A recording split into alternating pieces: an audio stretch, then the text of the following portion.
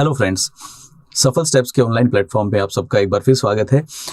आज से हम लोग शुरू करने जा रहे हैं आपके सभी प्रतियोगी परीक्षाओं के लिए बेहद इंपॉर्टेंट सीरीज, जिसका नाम है राजस्थान की आर्थिक समीक्षा और राजस्थान का बजट।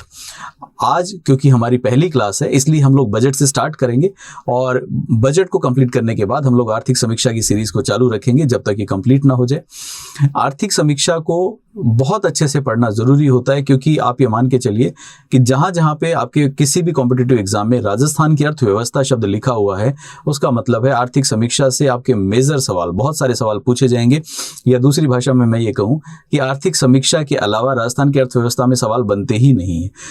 दूसरा, इसके साथ साथ आप राजस्थान की ज्योग्राफी पढ़ते हैं।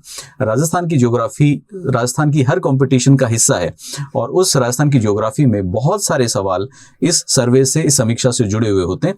तो ये सब आज की हमारी क्लास का मेजर जो रोल है वो रहेगा, मतलब सीरीज का मेजर रोल रहेगा।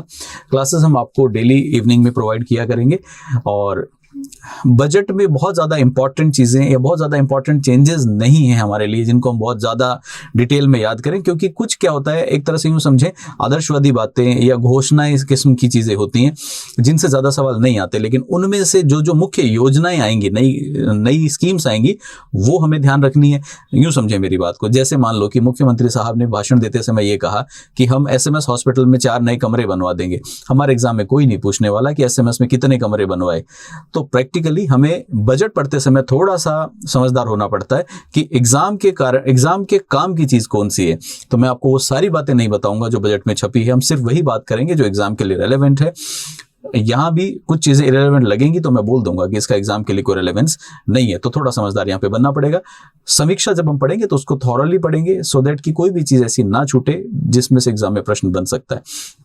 सबसे पहले मैं आपको हल्का सा ये बता दूं, जिन लोगों को, हालांकि मैं उम्मीद करता हूं सभी को पता होगा, जिनको नहीं पता मैं उनको हल्का सा बता देता हूं कि आखिर ये बजट जो शब्द है ये क्या है। देखिए, हर साल हमारी सरकार देश में, राज्य में कल्याण के लिए बहुत सारे खर्चे करती है। फिलहाल हम राजस्थान सरकार की बात कर रहे हैं तो राज्य की बात करेंगे। तो हमारे राजस्थान की राज्य सरकार राज्य में कल्याणकारी खर्चे, जनता के फायदे के लिए, जनता के कल्याण के लिए बहुत सारे खर्चे करती है। उन सब खर्चों के लिए सरकार के पास बहुत ज्यादा पैसा नहीं है, लिमिटेड, सीमित सा पैसा होता है। जन कल्याण के अलावा राज्य के विकास के लिए भी सरकार को काम करने होते हैं, जैसे राज्य में सड़कें बनाना, राज्य में पुल बनाना, ये सारे खर्चे करने। सरकार के पास पैसे सीमित हैं। जब हमारे पास लिमिटेड अमाउंट ऑफ मनी होता है, कम पैसा होता है, तो हमें योजना बनानी पड़ती है कि इस थोड़े से पैसे को हम कैसे यूज करेंगे। बिना योजना के अगर काम करेंगे तो हमारे काम अधूरे रह जाएंगे। जिस काम में खर्चा नहीं होना चाहिए था उसमें हो जाएगा, जो जरूरी काम था वो रह जाएगा और समग्र विकास, ओवरऑल डेवलपमेंट नहीं हो पाएगा। इसलिए हमारी राज्य सरकार हमेशा आने वाले साल में क्या खर्चा करेगी उसके लिए एडवांस में ही प्लानिंग कर लेती है, जिसको हम लोग नाम दे देते हैं बजट। तो बजट क्या है? बेसिकली आने वाले वित्त वर्ष में सरकार जो खर्चे करेगी उसकी एडवांस में की गई प्लानिंग है। एक शब्द मैंने यहाँ पे यूज किया आप लोगों के लिए जिसका नाम है वित्त वर्ष, फाइनेंशियल ईयर। वित्त वर्ष या फाइनेंशियल ईयर किसे कहते हैं ये बात आप सब लोग भली भांति जानते हैं। वित्त वर्ष या फाइनेंशियल ईयर प्रैक्टिकली बेसिकली एक 12 महीने की अवधि होती है। तो वित्त वर्ष या फाइनेंशियल ईयर 12 मंथ का पीरियड है, 12 महीने की है, जिसमें वित्तीय गणनाएं या फाइनेंशियल कैलकुलेशन सारी की सारी की जाती हैं। हमारे देश में कोई भी फाइनेंशियल कैलकुलेशन होगी वो 12 महीने के लिए की जाती है, जिसको हम लोग फाइनेंशियल ईयर बोलते हैं। ये 12 महीने कोई से भी हो सकते हैं, लेकिन फिलहाल हमारे भारत में 1 अप्रैल से लेकर 31 मार्च तक का जो समय है, इस 12 महीने को हमारे देश में वित्त वर्ष का नाम दिया जाता है। लेकिन जब मैं कहता हूं कि ये कोई सा भी हो सकता है, इसका मतलब है यहाँ पे बदलाव की गुंजाइश है। सरकार अगर चाहे तो 1 जनवरी से 31 दिसंबर तक का जो पीरियड है उसको भी सरकार, 1 जनवरी से 31 दिसंबर, इसको भी सरकार वित्त वर्ष घोषित कर सकती है। जुलाई से जून भी हो सकता है, तो कोई से भी 12 महीने हो सकते हैं। लेकिन फिलहाल कौन सा है? फिलहाल हमारे लिए वो वित्त वर्ष है बेसिकली 1 अप्रैल से लेके अगले साल की 31 मार्च तक। तो यूं समझ लीजिए कि जैसे फिलहाल वित्त वर्ष कौन सा चल रहा था, आज की बात कर रहे हैं, अभी वित्त वर्ष चल रहा था 2021-2022। तो 2021-22 वित्त वर्ष चल रहा है। 2021-22 वित्त वर्ष खत्म हो जाएगा 31 मार्च 2022 को, और अगला वित्त वर्ष कब से शुरू होगा? जिस दिन ये खत्म होता है उस दिन से। तो 1 अप्रैल 22 से अगला शुरू हो जाएगा। इसका मतलब वो हो गया 2022-2023। तो ये अगला वित्त वर्ष आएगा। जब एक वित्त वर्ष की समाप्ति होती है तो उसकी समाप्ति से पहले इस वित्त वर्ष के दौरान ही हम लोग एक प्लानिंग कर लेते हैं कि आने वाले साल में कैसे काम करेंगे। तो बजट हमेशा वित्त वर्ष के प्रारंभ होने से पहले की गई प्लानिंग है, जिसके अंदर हम लोग ये डिसाइड करते हैं, प्लान करते हैं कि हमारे पास कितने संसाधन, कितने रिसोर्सेज, कितना पैसा होगा और उसको हम किस प्रकार से यूज करेंगे सो दैट बेहतरीन जन कल्याण, सबसे ज्यादा जन कल्याण हो सके और राज्य का भी सर्वाधिक विकास हो सके। ये बेसिकली एक बजट है। फिर बजट बनाने के लिए कोई ना कोई व्यक्ति जिम्मेदार होता है। राजस्थान में, राज्य में हमारे वित्त मंत्रालय इसके लिए जिम्मेदार है। वित्त मंत्रालय के एक वित्त मंत्री होते हैं, लेकिन हमारे राजस्थान में वित्त मंत्रालय में अलग से वित्त मंत्री नियुक्त करने की बजाय मुख्यमंत्री साहब ने अपना ये डिपार्टमेंट अपने पास रखा हुआ है। इसलिए हमारे राजस्थान में वित्त मंत्री की भूमिका भी श्री अशोक गहलोत जी ही निभाते हैं, मुख्यमंत्री साहब भी निभाते हैं। तो बजट भी उन्होंने पेश किया। अगर वित्त मंत्री होता तो वो पेश करते। तो ये तो एक बेसिक बात हो गई। अब यहाँ पे हम लोग देखते हैं, बजट जब भी आप पढ़ें तो पॉलिटिकल एंगल से दूर रहें, क्योंकि हम लोग सारे के सारे स्टूडेंट हैं। हमारा काम ना तो सरकार की बुराई करना है, ना सरकार की आलोचना करना है, ना बड़ाई करना है। एग्जाम के एंगल से बात कर रहा हूं मैं। पर्सनली आप जीवन में कोई भी उसका जो भी आपका फेवरिज्म है वो रख सकते हैं, अपने विचार रख सकते हैं, लेकिन एग्जाम के एंगल में हमें स्टूडेंट की तरह सोचना है। तो हम यहाँ पे फैक्चुअल बातें करेंगे। हम ये बात नहीं करेंगे कि ये योजना कल्याणकारी है, ये योजना बेकार है। नहीं, हमें सही गलत का फैसला नहीं करना। जो सरकार ने बोला है, एग्जाम में वहां से प्रश्न आएगा, उस पर फोकस रखना है। तो आइए सबसे पहले हम लोग देखते हैं कुछ महत्वपूर्ण बातें। इस साल बजट कब पेश किया गया? बजट पेश किया गया 23 फरवरी 2022 को। हालांकि पहले 7 तारीख को, 9 तारीख को भी प्लानिंग थी, लेकिन कुछ कारणों से डिले हुआ और 23 फरवरी 2022 को बजट प्रस्तुत हुआ। तो एक इंपॉर्टेंट फैक्ट तो हमारे लिए यही हो गया कि बजट 23 फरवरी 2022 को प्रस्तुत किया गया। उसके साथ साथ एक और इंपॉर्टेंट बात कि ये बजट किसने पेश किया? हमारे मुख्यमंत्री श्री अशोक गहलोत जी के द्वारा ये बजट पेश किया गया। अब अशोक गहलोत साहब ने जब ये बजट पेश किया तो अब की बजट में एक खास बात थी। वो क्या? पिछले साल तक राजस्थान में एक बजट आता था, मतलब पूरे राजस्थान का एक ही बजट हुआ करता था, जिसमें राजस्थान के सभी खर्चे, सभी चीजें उसी में सम्मिलित थी।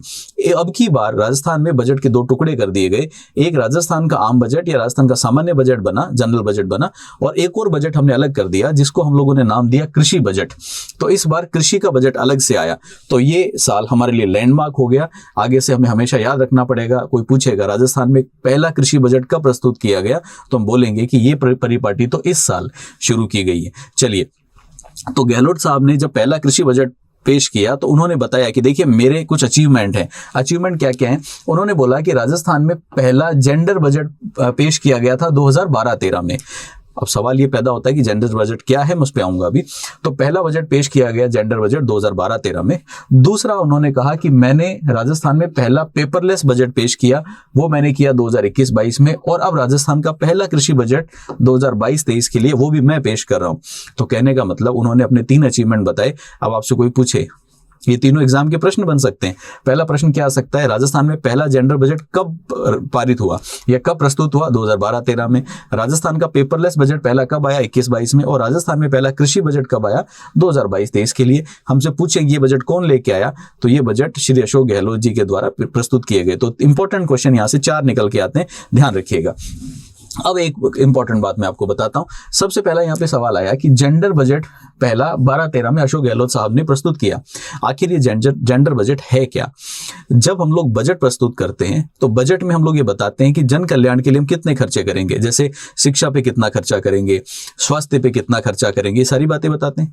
लेकिन होता क्या है, उदाहरण के लिए सोचिए कि मान लीजिए हमने बोला कि शिक्षा पे हम लोग 100 करोड़ रुपया खर्चा करेंगे।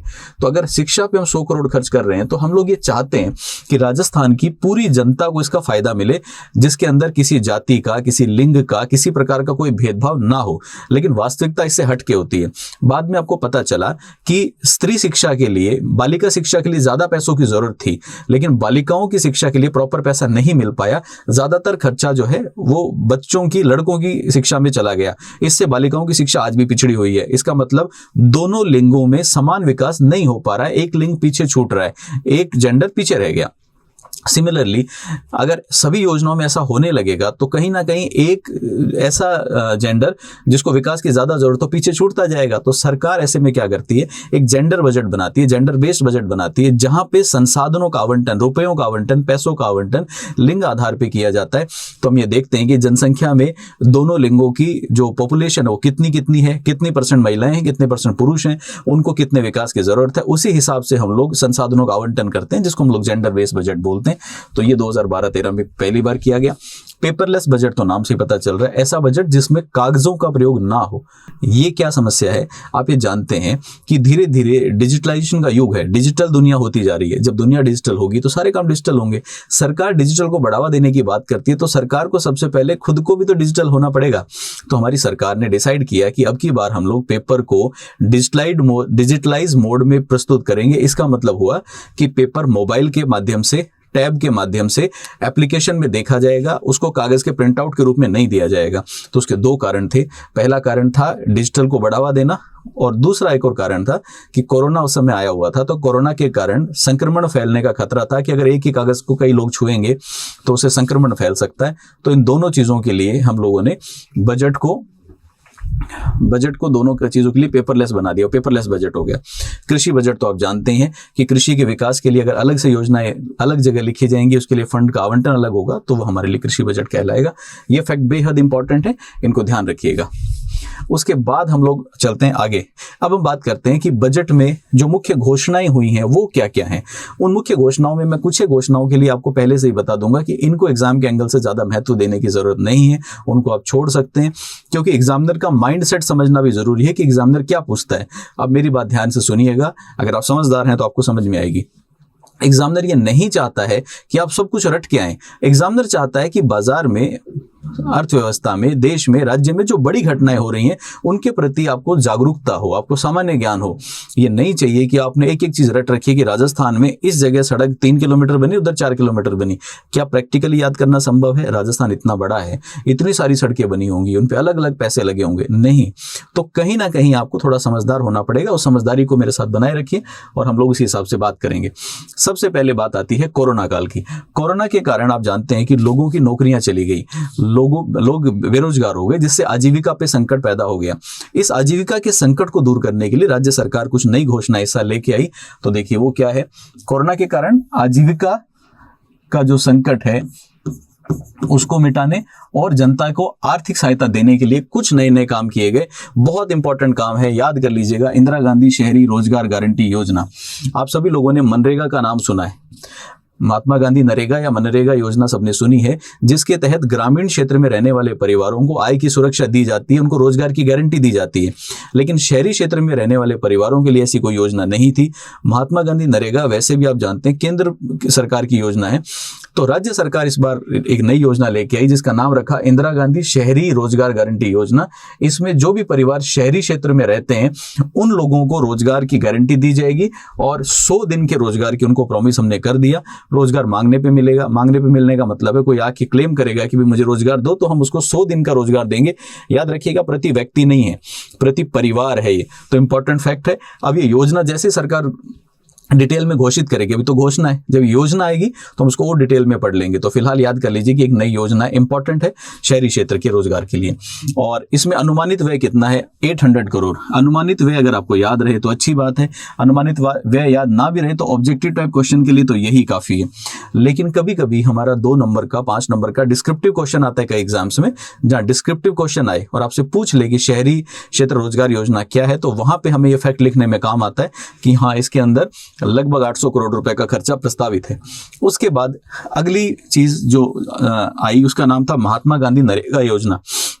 महात्मा गांधी नरेगा योजना कोई नई योजना तो है नहीं, हम जानते हैं ये योजना तो पहले से चल रही है, जिस योजना में 100 दिन के रोजगार की गारंटी दी जाती है। अब राज्य सरकार ने बोला कि 100 दिन का रोजगार की जो गारंटी है उसको हम बढ़ा के 125 दिन करते हैं। पहले कितना रोजगार मिल रहा था? 100 डेज, अब कितना कर देंगे? 125। लेकिन क्या राज्य सरकार ये कर सकती है? नहीं। क्यों? क्योंकि ये योजना केंद्र सरकार की है, तो अगर 100 को 125 करेगी तो केंद्र सरकार करेगी। लेकिन राज्य सरकार ने कहा कि नहीं, हम करना चाहते हैं, हम करेंगे। और अगर हम करेंगे तो एक काम करते हैं, 100 दिन के रोजगार के पैसे केंद्र सरकार देगी और 125 दिन करने से जो 25 दिन एक्स्ट्रा आ गए, उन 25 दिन के पैसे राज्य सरकार अपने फंड से देगी। तो हम याद कर सकते हैं, शहरी क्षेत्र में इंदिरा गांधी शहरी रोजगार योजना आई और ग्रामीण क्षेत्र के अंदर जो नरेगा पहले से चल रहा है उसी में 25 दिन का रोजगार बढ़ा दिया गया, जिसके पैसे राज्य सरकार के बजट से आएंगे। उसके बाद एक और इंपॉर्टेंट योजना, ये सभी हम पढ़ रहे हैं कोरोना के कारण किए गए प्रयास, ब्रिज कोर्स। ब्रिज आप जानते हैं सारे। ब्रिज क्या होता है? ब्रिज का मतलब होता है पुल, फ्लाईओवर। तो मान लीजिए कि आप यहां खड़े हैं और यहां से आपको यहां जाना है, यहाँ खड़े हैं, यहाँ से यहाँ जाना है, बीच के अंदर मान लो कि गहरी खाई है, बीच में नदी बह रही है, नहीं जा सकते, तो आपको एक पुल चाहिए ना जो यहाँ से यहाँ जोड़ दे, तो हमें एक ब्रिज चाहिए जो हमें आपस में कनेक्ट करे। जो भी चीज इस तरह की होती है जो दो चीजों को आपस में जोड़ती है उसको हम ब्रिज बोलते हैं। कोरोना में हुआ ये कि विद्यार्थी लोग साल, 1.5 साल, 2 साल घर बैठे रहे, स्कूली छात्रों की बात कर रहा हूं मैं, घर बैठे रहे, उनकी पढ़ाई प्रॉपर नहीं हो पाई, ऑनलाइन सिस्टम भी स्कूली बच्चों के लिए बहुत ज्यादा प्रॉपर नहीं चल पाया था। तो ऐसे में अब वो नई क्लास में जब जाएंगे तो नई क्लास के लिए पूरी तरह से तैयार नहीं है। उदाहरण के लिए 6ठी क्लास का बच्चा 6ठी पूरी क्लास ही नहीं पढ़ा, 7वीं क्लास भी आधी अधूरी पढ़ा, अब उसको 8वीं में जाना है, 8th में जाने के लिए वो तैयार नहीं है। तो राज्य सरकार ने बोला कि हम कुछ ब्रिज कोर्स लेके आएंगे, समराइज कोर्स या जिसको हम लोग बोल देते हैं फास्ट ट्रैक कोर्स टाइप का लेके आएंगे, जिससे बच्चों की पढ़ाई का जो गैप है वो मिट जाए, जो उनको नुकसान हुआ पढ़ाई का वो दूर हो जाए। तो ये हमारे लिए ब्रिज कोर्स हो गया। स्कूली विद्यार्थियों के लिए है याद करने की चीज, 3 महीने का कोर्स होगा और लगभग सरकार को इसमें 75 करोड़ रुपए की लागत आएगी। तो ये सारे के सारे प्रयास जो मैंने आपको बताए ये कोरोना के संबंध में किए गए हैं। अब एक लोक लुभावना प्रयास जिसका एग्जाम में बहुत ज्यादा बड़ा क्वेश्चन आने की पॉसिबिलिटी कम है, नहीं है, लेकिन लोक लुभावना प्रयास है, सामान्य जानकारी होनी चाहिए, और जब हम लोग लिखेंगे जन कल्याण के लिए किए गए कार्य तो उसमें कहीं ना कहीं इसकी बात कर सकते हैं। बिजली में राहत दी गई, ये बिजली में राहत बिल्कुल वैसी है जैसे दिल्ली में और कई राज्यों में चुनाव के समय राजनीतिक दल दे देते हैं, वैसा ही है ये भी। यहाँ भी सरकार ने बोला कि हम लोग सबसे पहले अपने उपभोक्ताओं को 2 भागों में बांट लेंगे।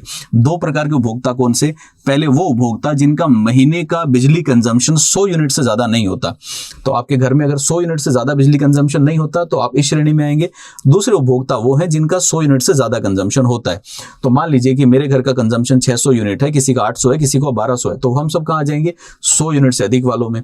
जिन लोगों का 100 यूनिट से भी कम कंजम्पशन रहता है, उससे ज्यादा नहीं आता, उनके लिए 50 यूनिट तक बिजली मुफ्त होगी। इसका मतलब मान लीजिए कि आपका महीने का बिजली कंजम्पशन 80 यूनिट आता है, 80 यूनिट आता है, तो आपको 50 यूनिट माफ कर दी जाएंगी, उनका बिल आपको देने की जरूरत नहीं है। आपका बिल आएगा मात्र 30 यूनिट का, 50 यूनिट राज्य सरकार की तरफ से मुफ्त।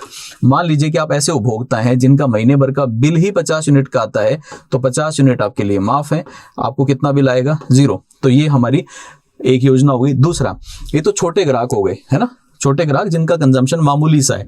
अब जो बड़े ग्राहक हैं उनको भी तो कुछ दें हम लोग। तो बड़े ग्राहक जिनका 100 यूनिट से ज्यादा बिल आता है उनके हमने 2 टुकड़े कर दिए। आपका बिल 100 यूनिट से तो ज्यादा आता है, लेकिन कितना?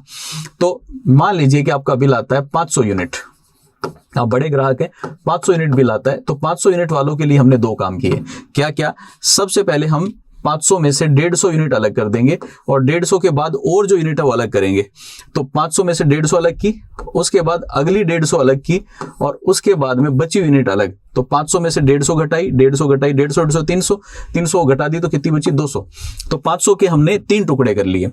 पहली ये जो 150 यूनिट है इनके अंदर आपको 3 रुपए प्रति यूनिट की छूट मिलेगी। उदाहरण के लिए मान लो कि 7 रुपए यूनिट बिजली आती है, तो 3 रुपए आपके माफ हो जाएंगे और आपको देने पड़ेंगे मात्र 4 रुपए। उसके बाद जो अगली 150 यूनिट है उसमें 2 रुपए का अनुदान। मान लो कि यहाँ पे भी 7 रुपए प्राइस है, तो 7 में से 2 माफ करेंगे, प्राइस आएगा 5 रुपए और अगली जो है वो फुल कीमत पे आपको चुकानी पड़ेगी। तो एक बार फिर से देखते हैं, अगर 100 यूनिट से अधिक बिजली का बिल आएगा तो पहली 150 यूनिट तक आपको अनुदान मिलेगा 3 रुपए पर यूनिट, 150 से 300 तक अगली यूनिट पे आपको मिलेगा 2 रुपए का अनुदान और उसके बाद पूरा बिल आएगा। दूसरी भाषा में मैं ये कह सकता हूं कि अब राजस्थान में सभी ग्राहकों को 300 यूनिट तक बिजली कंज्यूम करने में कुछ ना कुछ छूट जरूर मिलेगी। आपका कंजम्पशन भले ही 5000 यूनिट का हो, पहली 300 पे तो आपको छूट मिलनी तय है। तो ये हमारी बात हो गई बिजली को राहत के संबंध में, और ये भी कहीं ना कहीं आप यूं समझें कि कोरोना काल की वजह से ही सरकार ने दी। अब अगली हमारी जो टॉपिक है उसका नाम है चिकित्सा व स्वास्थ्य सेवाएं। चिकित्सा व स्वास्थ्य सेवाओं में राज्य सरकार ने लक्ष्य रखा है अपना, हमारा लक्ष्य है निरोगी राजस्थान, पूरा राजस्थान निरोगी रहे, ये लक्ष्य के साथ हम लोग काम कर रहे हैं। एक योजना पहले से चल रही थी जिसका नाम था मुख्यमंत्री चिरंजीवी योजना, जिसके अंदर हम लोग सभी लोगों को 5 लाख रुपए तक का बीमा करवा के दे रहे थे। अब राज्य सरकार ने उस बीमा की राशि को बढ़ा दिया और बीमा की राशि को 5 लाख से बढ़ा के डबल करके 10 लाख रुपए कर दिया। अच्छा, 10 लाख तो कर ही दिया, लेकिन जैसे ही कोई चिरंजीवी बीमा कराता है तो उसको चिरंजीवी कार्ड मिलेगा। उस कार्ड की सहायता से वो अस्पतालों में जाके अपना 10 लाख तक का इलाज करा पाएगा। मुख्यमंत्री साहब ने बोला कि अगर मान लीजिए कोई ऐसा व्यक्ति है जो बीमार पड़ जाता है और जिसके पास में अभी ये चिरंजीवी कार्ड नहीं है, तो हम जिला कलेक्टर्स को पावर देते हैं कि कलेक्टर साहब अस्पताल को निर्देश देंगे कि इसका कार्ड नहीं है, इसका इलाज करो। तो एक इंपॉर्टेंट बात है। और इसके अलावा इसमें कुछ चीज़ें पहले से नहीं थी जो उनको जोड़ दिया गया, जैसे कोक्लियर इम्प्लांट है, बोन मैरो ट्रांसप्लांट है, ब्लड ट्रांसफ्यूजन, प्लाज्मा ट्रांसफ्यूजन, इस तरह की चीज़ें जो पहले यहाँ नहीं हुआ करती थी उनको भी अब इसके अंदर शामिल कर दिया गया। तो इसमें अगर आप याद करें तो आप ऐसा छोटा याद कर सकते हैं कि पहली बात, चिरंजीवी बीमा योजना, मुख्यमंत्री चिरंजीवी योजना की राशि बढ़ाकर 5 से 10 लाख की गई और इसके अंदर कुछ नए रोगों को, नए ट्रीटमेंट्स को भी शामिल कर दिया गया है। उसके बाद एक बेहद इंपॉर्टेंट बात है, वो है राजकीय चिकित्सा संस्थानों में मुफ्त इलाज। तो सरकार ने बड़ी घोषणा की कि जितने भी गवर्नमेंट के चिकित्सा संस्थान हैं उसमें हम आईपीडी को और ओपीडी को सभी के लिए निःशुल्क कर रहे हैं। अब ना आईपीडी के लिए पैसा देना है ना ओपीडी के लिए। अगेन सवाल आ गया, आईपीडी और ओपीडी क्या होता है? आप सब लोग जानते होंगे, नहीं जानते तो मैं बता देता हूँ। जब किसी का भी पेशेंट हॉस्पिटल में एडमिट होता है, वहां पे हॉस्पिटल में एडमिट होकर इलाज कराते हैं तो उसको हम बोलते हैं आईपीडी। और अगर मान लीजिए कि हॉस्पिटल में एडमिट नहीं होते, जाते हैं, डॉक्टर को दिखाते हैं, दवाई लेके घर आ जाते हैं, तो ओपीडी कहलाता है। दोनों तरह के इलाज सरकार ने मुफ्त कर दिए। जिस तरह से मुख्यमंत्री चिरंजीवी योजना में बीमारियों का इलाज होता था, उसी तरह से एक और नई योजना ला दी गई जिसका नाम है मुख्यमंत्री चिरंजीवी दुर्घटना बीमा योजना। इस दुर्घटना बीमा योजना में 5 लाख रुपए तक का मुफ्त दुर्घटना बीमा करवा के दिया जाएगा। इंपॉर्टेंट बात है। अच्छा, ये तो आप एग्जाम के एंगल से ऑब्जेक्टिव टाइप क्वेश्चन के लिए भी याद कर सकते हो कि दुर्घटना बीमा योजना के अंदर कितना बीमा मिलेगा? 5 लाख रुपए का। इसके साथ साथ एक और इंपॉर्टेंट अनाउंसमेंट की गई कि राजस्थान में अभी तक जो 15 मेडिकल कॉलेज हैं उनमें 15 नए हॉस्पिटल, 15 नए चिकित्सालयों की व्यवस्था की जाएगी और कुल मिला के 3674 नए बेड डेवलप किए जाएंगे। इसका मतलब 3674 अतिरिक्त पेशेंट के इलाज की सुविधा अब विकसित हो जाएगी। इसमें ये वाला जो फैक्ट है ये एग्जाम के लिए कोई बहुत ज्यादा इंपॉर्टेंस नहीं रखता है, डायरेक्ट क्वेश्चन यहां से आने की पॉसिबिलिटी कम है। उसके बाद ये बहुत इंपॉर्टेंट है, नर्सिंग महाविद्यालय। सरकार ने घोषणा की थी कि जितने भी जिले हैं हर जिले पे एक नर्सिंग महाविद्यालय बनाया जाएगा। अब ये घोषणा तो पहले ही हो चुकी थी, इसमें सरकार ने एक तरह से स्टेटस रिपोर्ट दिया, तो इसको हम आज भी याद कर सकते हैं। हमसे पूछा जाए कि नर्सिंग महाविद्यालय कहाँ बनेगा? सभी जिलों में बनेगा। क्वेश्चन आ सकता है सभी संभाग में, सभी जिलों में, या खाली जयपुर में, खाली जोधपुर, नहीं, सभी जिलों में बनेगा। 8 जिलों में पहले से चल रहे हैं, 7 जिलों के अंदर उनका कंस्ट्रक्शन चालू है और जो 18 जिले बच गए उनमें सरकार ने घोषणा कर दी कि अब हम लोग बना देंगे। इसमें एक चीज याद कर लो, नर्सिंग महाविद्यालय कहाँ है? सभी जिलों में है। और अभी कितना प्रस्तावित किया? 18 जिलों में भी बनना बाकी है।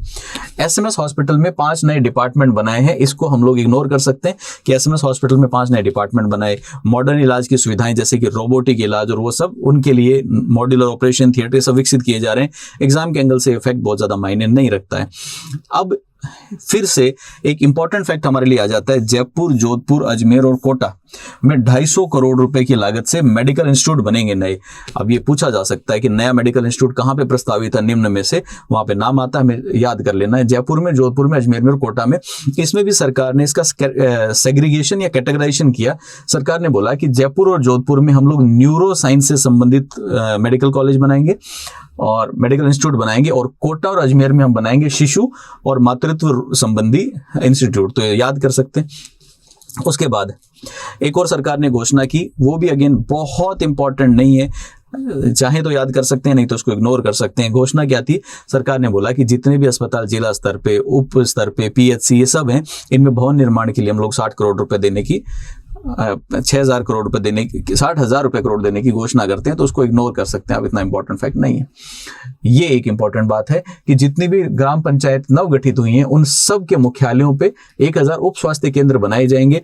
कैसे इंपॉर्टेंट है? जब आप कहीं थ्योरी का क्वेश्चन लिखते हैं, पंचायती राज के बारे में कुछ लिखते हैं, ग्रामीण विकास के बारे में कुछ लिखते हैं, तो एक इंपॉर्टेंट फैक्ट आ जाता है कि सरकार ने अभी देखो एक नया प्रयास किया है कि नई पंचायतों का गठन किया है और वहां पे उन पंचायत मुख्यालयों पे सरकार ने अस्पताल की सुविधा भी दी है। चलिए, उसके बाद जनता के कल्याण के लिए सरकार का एक और मेजर प्रयास, कैंसर जब जल्दी किसी का डिटेक्ट हो जाता है, मतलब कैंसर किसी को हो गया, अर्ली स्टेज में पता चले कि कैंसर हो गया आदमी को, तो उसका इलाज संभव है। लेकिन कई बार कैंसर का पता बहुत बाद में चलता है, जिसकी वजह से इंसान की डेथ हो जाती है, उसको बचाना मुश्किल हो जाता है। अदरवाइज कैंसर लाइलाज बीमारी नहीं है। लेकिन समस्या क्या है? ग्रामीण क्षेत्रों के अंदर कैंसर के इलाज की, कैंसर की जांच की सुविधाएं नहीं है और इंसान इग्नोरेंस में ही बहुत दिन तक जांच नहीं कर रहा था, तो कैंसर को जल्दी ढूंढा जा सके इसलिए प्रत्येक जिले में एक मोबाइल कैंसर डायग्नोस्टिक वैन की स्थापना की जाएगी। वो ऐसी वैन है जो जगह जगह जाके, मोबाइल का मतलब है मूवेबल है, कहीं भी जाएगी और जाके वहां पे कैंसर डिटेक्शन संबंधी टेस्ट करेगी। 19 वंचित ब्लॉकों में, मतलब ऐसे 19 ब्लॉक जिनके अंदर पहले से आयुष चिकित्सालय नहीं है, वहां पे आयुष चिकित्सालय बनाए जाएंगे। और ये आयुष चिकित्सालय का मतलब होता है होम्योपैथी, आयुर्वेदिक, यूनानी पद्धति से इलाज, वो सब आयुष मंत्रालय के अंतर्गत आते हैं। तारानगर चूरू में आयुर्वेदिक महाविद्यालय बनेगा और भरतपुर में आयुर्वेद नर्सिंग कॉलेज बनेगा। एग्जाम के लिए सीधा सीधा क्वेश्चन है, एग्जाम में पूछा जाता है कि इस साल बजट में आयुर्वेद महाविद्यालय कहाँ स्थापित करने की घोषणा की गई? तारानगर चूरू में। और आयुर्वेदिक नर्सिंग कॉलेज कहाँ खुलेगा? भरतपुर में।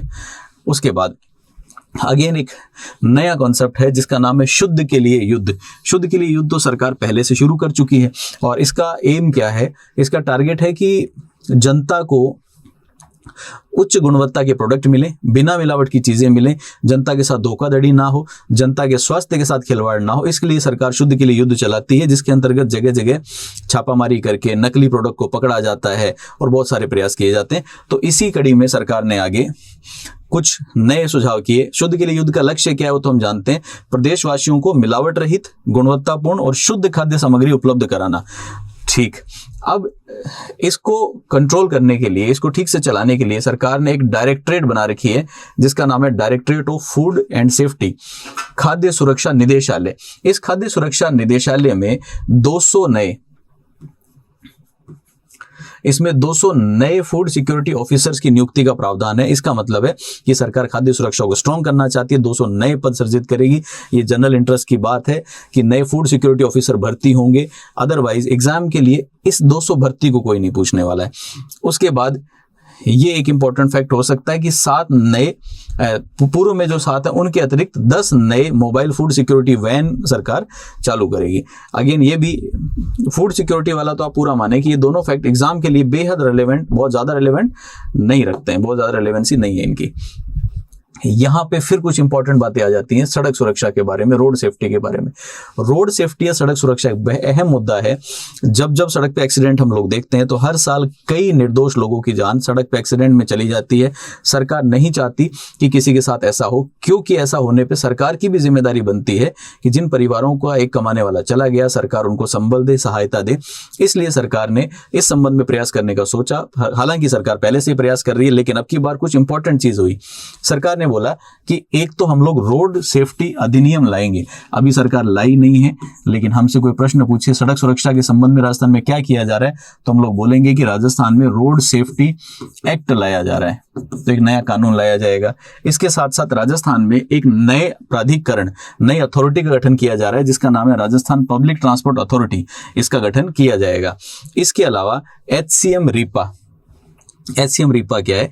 हरीशचंद्र माथुर इंस्टीट्यूट है, जहां पे जो जितने भी ऑफिसर्स होते हैं उनको ट्रेनिंग दी जाती है। RS अधिकारी आप बनेंगे, कोई दूसरे टाइप के बड़े ऑफिसर बनेंगे, उनकी आपकी ट्रेनिंग यहाँ पे होगी। वहां पे एक स्टेट रोड सेफ्टी इंस्टीट्यूट खोला जाएगा, तो ये भी नई चीज है। अब आपसे पूछा जाए स्टेट रोड सेफ्टी इंस्टीट्यूट कहाँ खुलेगा? HCM रीपा में। HCM रीपा कहाँ पे? जयपुर में। तो जयपुर में स्टेट रोड सेफ्टी इंस्टीट्यूट खोला जाएगा। इसके साथ साथ कुछ सड़कों को पहली बार वहां पे हम लोग कुछ नया प्रयोग कर रहे हैं और उन सड़कों को दुर्घटना रहित बनाने का प्रयास करेंगे कि यहाँ पे कोई दुर्घटना ना हो। कैसे बनेगी दुर्घटना रहित? बहुत सारे प्रयास होते हैं उसमें। सड़कों में बीच में कट होते हैं ना, इधर से उधर जाने के लिए, उन कट्स को ब्लॉक कर देंगे। सड़कों पे जगह जहां पे चौराहे वगैरह होंगे उससे बहुत पहले ही चेतावनी दे देंगे। सड़कों पे स्पीड लिमिट फिक्स कर देंगे, ज्यादा स्पीड करने पर वहां पे कंट्रोल करेंगे। साइडों से जानवर ना आ जाए इसलिए सड़कों को बैरिकेड कर देंगे। इस तरह के कई प्रयास होते हैं।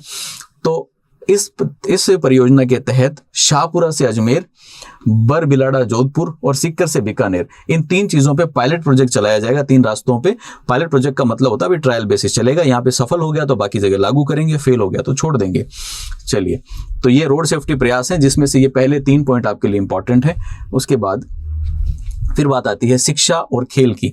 शिक्षा और खेल हमेशा से ही अहम मुद्दा रहा है और हमारे लिए तो शिक्षा बहुत अहम मुद्दा है ही सबके लिए।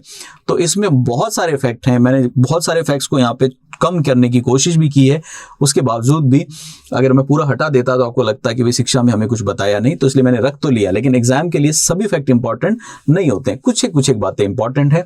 जैसे पहला है, सभी 3810 सेकेंडरी विद्यालयों को सीनियर सेकेंडरी में क्रमोन्नत करेंगे।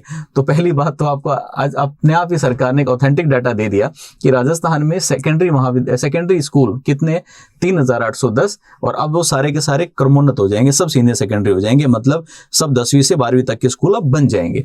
उसके बाद ऐसे सभी गांव जहां पे 5000 से ज्यादा आबादी है वहां पे 1200 महात्मा गांधी इंग्लिश स्कूल खोले जाएंगे। अच्छा, वहां तो खोलेंगे ही खोलेंगे, उसके साथ में ग्रामीण और शहरी क्षेत्रों में भी डिमांड आ रही है, पॉपुलर हो रहे हैं महात्मा गांधी अंग्रेजी स्कूल। तो इनके अलावा, इन गांवों के अलावा भी 1,000 स्कूल गांव अन्य ग्रामीण क्षेत्र में और 1000 अन्य शहरी क्षेत्र में भी खोले जाएंगे। उसके बाद हम लोग आगे चलते हैं। अच्छा, इंग्लिश मीडियम स्कूल जो सरकार ने अभी महात्मा गांधी इंग्लिश स्कूल नाम से शुरू किए हैं, ये काफी पॉपुलर हो रहे हैं। इसके लिए सरकार ने क्या किया कि अब हमें इंग्लिश पढ़ाने वाले टीचर चाहिए होंगे, और इंग्लिश पढ़ाने वाले टीचर का मतलब आज तक वो टीचर होते थे जो इंग्लिश सब्जेक्ट पढ़ाते थे। अब इंग्लिश सब्जेक्ट नहीं, क्योंकि स्कूल इंग्लिश मीडियम है तो वहां पे साइंस भी इंग्लिश मीडियम में पढ़ाई जाएगी, वहां पे मैथ्स भी इंग्लिश मीडियम में पढ़ाई जाएगी, वहां पे सारे सब्जेक्ट अंग्रेजी माध्यम में पढ़ाए जाएंगे। तो अब सरकार कहती है कि जो टीचर्स का कैडर है, टीचर्स का जो काडर होता है, काडर मतलब उनका जो एक आप ये मानिए सर्विस क्लास बनी हुई है, उस काडर में ही हम एक और अलग काडर बना देंगे, अंग्रेजी माध्यम के शिक्षक। तो इसको हम बोलते हैं काडर इन काडर, एक काडर के अंदर अतिरिक्त काडर बना देंगे, वो भी सरकार ने घोषणा की। और इसके अलावा उन्होंने बोला कि इस काडर में फर्स्ट फेज में 10,000 हम ऐसे टीचर भर्ती करेंगे जो अंग्रेजी माध्यम को पढ़ा सकते हो। इसके अलावा जितने भी ग्रामीण क्षेत्र हैं, जो दूर स्थित हैं, ग्रामीण क्षेत्र हैं, कम आबादी वाले हैं, उन सभी में पंचायत के स्तर पे नए स्कूल बनाए जाएंगे, पुराने स्कूलों को क्रमोन्नत किया जाएगा, मतलब अगर प्राइमरी है तो उसको सेकेंडरी तक बढ़ाया जाएगा। इसके साथ साथ एक नॉर्मल सी बात है कि जो सरकारी स्कूल हैं उनके अंदर भवन जर्जर हालत में पड़े हैं, भवन की जरूरत है, 2 कमरे कम पड़ रहे हैं, उनके लिए सरकार ने बोला कि उसके लिए हम 200 करोड़ रुपए का प्रावधान रखते हैं। एग्जाम के लिए फैक्ट इंपॉर्टेंट नहीं है, ये फैक्ट भी बहुत ज्यादा इंपॉर्टेंट नहीं है, ये फैक्ट भी बहुत ज्यादा इंपॉर्टेंट नहीं है, इसको थोड़ा सा हम लोग याद रख सकते हैं। ये बहुत इंपॉर्टेंट फैक्ट है, इसको सबसे ज्यादा इंपॉर्टेंस देके याद रखिएगा। एग्जाम के एंगल से मैंने यहाँ पे चांद सितारा सजा दिया। हमारे जयपुर में जवाहरलाल नेहरू रोड जो है, जेएलएन रोड है, उस जेएलएन रोड पे बहुत सारे शैक्षणिक संस्थान स्थित हैं, जैसे कि कई सारे कॉलेजेस, कई सारे लाइब्रेरीज, ये सारी चीजें। इन सब को सरकार ने बोला कि इन सबको विकसित करने के लिए हम इनको एजुकेशन हब के रूप में विकसित करेंगे, और इसमें हमारा 400 करोड़ रुपए का खर्चा होने की संभावना है। हमारा एग्जाम का प्रश्न बनता है कि एजुकेशन हब कहाँ विकसित किया जा रहा है? जेएलएन रोड जयपुर पे। ठीक है, याद रहेगा। उसके बाद आगे चलेंगे हम लोग। इसके साथ साथ एक सामान्य सी बात है, आप याद रखें, अच्छी बात है, ना याद रखें तो एग्जाम के एंगल से कोई बहुत ज्यादा इंपॉर्टेंट नहीं है। 19 जिलों में 36 महाविद्यालय, तारानगर, चूरू और साहिवाड़, अजमेर में पीजी कॉलेज, इसको छोड़ देते हैं। उसके बाद एक और बेहद इंपॉर्टेंट एग्जाम के लिए सीधा प्रश्न है, तैयार रहिए, एग्जाम में प्रश्न देखने को मिलेगा आपको। मौलाना आजाद विश्वविद्यालय जोधपुर में पहले से है, वहां पे समरसता और सद्भाव की शोध को बढ़ावा देने के लिए एक नया एक्सीलेंस एंड रिसर्च सेंटर स्थापित किया जाएगा। तो आपसे पूछ सकते हैं कि centre of excellence and research समरसता और सद्भाव पे शोध के लिए कहां स्थापित होगा? तो हम बोलेंगे कि जोधपुर में स्थापित होगा, और वो भी कहां होगा? मौलाना आजाद विश्वविद्यालय में स्थापित होगा। इसको इंपॉर्टेंट मार्क कर लीजिए, इंपॉर्टेंट है। उसके साथ साथ जयपुर में खेतान पॉलिटेक्निक कॉलेज है, वहां पे सरकार ने बोला कि एक नया इंजीनियरिंग कॉलेज स्थापित करेंगे हम लोग, और इस फैक्ट को भी आप इग्नोर कर सकते हैं, एग्जाम में यहां से सीधा प्रश्न पूछे जाने की संभावना कम है। मुख्यमंत्री अनुप्रति योजना, मुख्यमंत्री अनुप्रति योजना काफी पॉपुलर है, आपके बीच में भी, विद्यार्थियों के बीच में भी पॉपुलर है, और एग्जाम में भी पूछी जा सकती है, नई योजना है।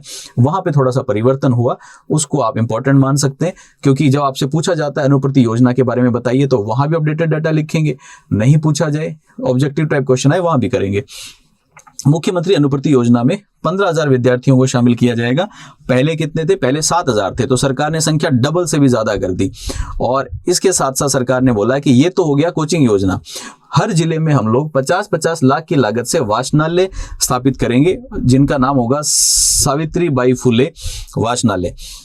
वाचनालय का मतलब एक तरह से बैठ के पढ़ने की जगह हो गई, तो वो भी स्थापित की जाएगी। काइंड ऑफ यू मान लो कि ये सरकारी लाइब्रेरी हो गई आपके लिए। उसके साथ साथ भरतपुर में जो पहले से श्री हिंदी साहित्य समिति पुस्तकालय है उसको आधुनिक बनाएंगे हम लोग, तो इसको हम इग्नोर कर सकते हैं, ये फैक्ट हमारे लिए रेलेवेंट नहीं है। तो इसमें से 1 और 2 फैक्ट बेहद इंपॉर्टेंट, ये वाला। उसके साथ अब हम लोग चलते हैं आगे। अगेन यहाँ पे फिर इंपॉर्टेंट फैक्ट आ जाता है, और जैसे ही नाम जयपुर जोधपुर आता है तो चीजें वैसे ही इंपॉर्टेंट हो जाती है हमारे लिए। तो देखिए यहाँ पे सरकार ने अनाउंसमेंट की कि जयपुर और जोधपुर में 20-20 करोड़ रुपए की राशि से आवासीय पैरा खेल अकादमी स्थापित करेंगे। हमसे क्वेश्चन पूछा जाता है आवासीय पैरा खेल अकादमी की स्थापना कहाँ हुई? जयपुर और जोधपुर में। तो ये इंपॉर्टेंट फैक्ट है, एग्जाम में ऑब्जेक्टिव टाइप क्वेश्चन बनता है। और अभी स्कीम चल रही है राजस्थान में, पहले से योजना चल रही है कि जो ओलंपिक पदक जीत के आते हैं उनको निशुल्क 25 बीघा कृषि भूमि सरकार की तरफ से इनाम स्वरूप दी जाती है। तो ओलंपिक में पदक लाइए राज्य के लिए, देश के लिए, और फिर आपको राज्य सरकार के द्वारा 25 बीघा कृषि भूमि निशुल्क दी जाएगी। तो सरकार ने बोला कि ये पहले ओलंपिक गेमों के लिए मिलती थी, लेकिन अगर कोई राजस्थान में पैरालंपिक गेमों में भी जीत के लाता है तो पैरालंपिक खेलों के विजेताओं को भी अब हम ये राशि जो है, ये भूमि है, वो दे दिया करेंगे। तो ये याद कर सकते हैं आप कि पैरालंपिक खेलों को बढ़ावा देने के लिए सरकार ने ऐसा किया। इसके साथ साथ अभी तक राजस्थान में कुश्ती कबड्डी जैसे खेलों के लिए बहुत ज्यादा स्टेडियम नहीं है, तो सरकार ने बोला कि भरतपुर में हम लोग कुश्ती और कबड्डी जैसे पारंपरिक खेलों के लिए स्टेडियम का विकास करेंगे। इसके साथ साथ एक और नया मल्टीपर्पज इंडोर स्टेडियम बनाएंगे, कहां पे? टोंक में। तो यहां पे भी आप क्या कर सकते हैं, आपसे पूछा जाए कि खेलों के संबंध में सरकार ने क्या किया, तो ये कुछ एक चीजें हैं जिनको आप याद कर सकते हैं। जोधपुर, अगेन आप जानते हैं जोधपुर सरकार के लिए इंपॉर्टेंट है। तो जोधपुर में शारीरिक शिक्षा महाविद्यालय का विस्तार करेंगे और खेल विभाग के अंतर्गत राजस्थान स्टेट स्पोर्ट्स इंस्टीट्यूट की स्थापना करेंगे। तो ये जो महाविद्यालय का विस्तार है इसको इग्नोर कीजिए, लेकिन ये याद कर लीजिए कि राजस्थान स्टेट स्पोर्ट्स इंस्टीट्यूट की स्थापना की जाएगी। इंपॉर्टेंट फैक्ट है। उसके साथ साथ कुछ ऐसे स्पोर्ट्स हैं जिनके अंदर बहुत ज़्यादा हाई परफॉर्मेंस की ज़रूरत होती है, एनर्जी लेवल बहुत हाई चाहिए, फ्लेक्सिबिलिटी बहुत हाई चाहिए, और उन खेलों को खेलते समय चोट आ जाती है, नुकसान आ जाता है। तो उन सभी के लिए अगर किसी को चोट आ गई तो उसका फिर लंबे समय तक फिजिकल ट्रीटमेंट होता है, लंबे समय तक थेरेपी होती है, इसको हम बोलते हैं रिहैबिलिटेशन का होता है। तो जो हाई परफॉर्मेंस स्पोर्ट्स हैं उनके ट्रेनिंग के लिए और रिहैबिलिटेशन के लिए हम लोग जोधपुर में 10 करोड़ की लागत से एक सेंटर स्थापित करेंगे। तो जोधपुर के लिए तो अगेन यहाँ पे एक और वरदान सरकार की तरफ से दे दिया गया। अब उसके बाद हम पढ़ते हैं आगे। चूरू में कबड्डी एकेडमी बनेगी और श्रीगंगानगर में एथलेटिक्स एकेडमी बनेगी। सीधा सीधा सवाल, एथलेटिक्स एकेडमी कहाँ स्थापित होगी? श्रीगंगानगर में। और कबड्डी एकेडमी कहाँ शुरू होगी? चूरू में। इसके साथ साथ 84 डूंगरपुर में एक खेल छात्रावास का निर्माण किया जाएगा। खेल छात्रावास का मतलब है, नॉर्मली छात्रावास बच्चों की पढ़ाई के लिए होते हैं, जहाँ पे बच्चे पढ़ते हैं, पढ़ने वाले बच्चे रहते हैं, लेकिन यहाँ पे पढ़ने वाले बच्चे की जगह जो खेल कूद के लिए बच्चे हैं उनके लिए छात्रावास बनेगा। ये एक इंटरेस्टिंग फैक्ट है, इंपॉर्टेंट नहीं है बहुत ज्यादा, लेकिन हाँ इंटरेस्टिंग जरूर है, एरिया ऑफ इंटरेस्ट है। वो क्या है? कुछ राज्य सरकार के ऐसे कर्मचारी हैं जो सरकार की नौकरी कर रहे हैं। आप जानते हैं ना, खेल कोटे से भी लोगों को नौकरी लगती है, जो सरकार की नौकरी कर रहे हैं लेकिन खेलों में भाग लेने के लिए जाते हैं। जब वो लोग खेलों में भाग लेने के लिए जाते हैं तो उन्हें छुट्टी लेके जाना होता है। छुट्टी लेके जाने का मतलब है, मान लो कि एक एम्प्लॉई है जो सरकार में एलडीसी की जॉब कर रहा है, या सरकार में मान लीजिए कि वो इंस्पेक्टर की जॉब कर रहा है, सब इंस्पेक्टर की जॉब कर रहा है, और उसको कहीं खेलों में भाग लेने के लिए 15 दिन के लिए जाना है। तो सरकार जाने की परमिशन तो दे देती है, लेकिन 15 दिन के लिए उसको अवकाश लेके जाना होता है, उसको ऑन ड्यूटी नहीं माना जाता। तो सरकार ने नया प्रस्ताव रखा कि अगर राज्य सरकार के कर्मचारी ऐसे खेलकूद में भाग लेने के लिए जाएंगे तो अब हम उनको अवकाश नहीं, ऑन ड्यूटी मानेंगे, और ऑन ड्यूटी मान के उनको जाने देंगे।